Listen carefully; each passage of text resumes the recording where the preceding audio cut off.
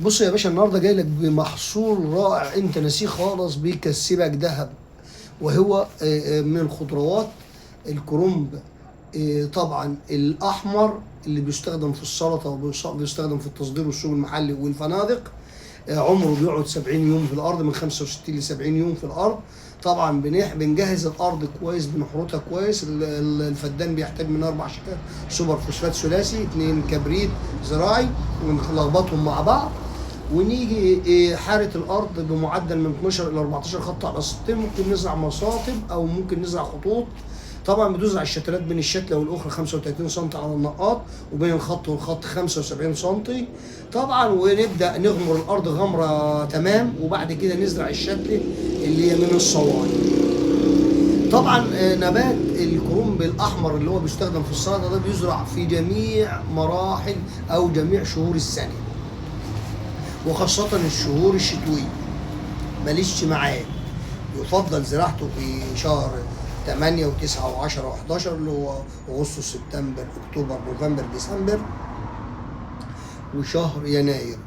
وفي ناس بتزرعه في معظم السنه، ينفع في معظم السنه، بس هو افضل شيء بتزرعه في الشتاء عشان ما بيكلفكش كتير. في الصيف طبعا بيعوز رش كتير زي رش الحشري والكلام ده.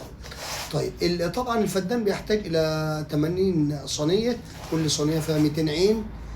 يعني بيخش في الفدان يعني كثافته من 16 ل 17 ألف شتلاية في الفدان. بيستخدم فيه اللوريا والنترات، افضل شيء اللوريا والنترات، لان طبعا النبات بيحب النمو الخضري عشان يكون الاوراق بتاعته كده. هو زي خس الكابوتشا بالظبط.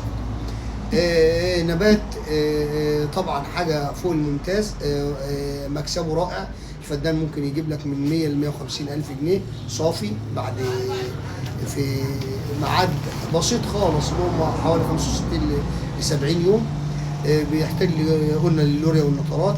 طبعا بنروه كل 3 ايام في الاراضي الرمليه. ممكن ياخد له ريه كل اسبوع في الاراضي السمراء.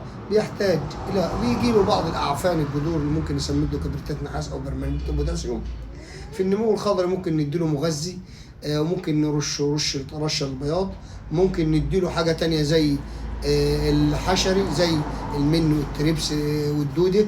اميداكلوبرايد، امامكتين بنزوات، ماده الاميداكلوبرايد، ماده البروكلين، ماده الميثايل 90. دي كل المواد بنرش اما الصبح بدري يا اما اخر النهار. ويفضل رشه بعد يا في الصبح بدري يا قبل غروب الشمس.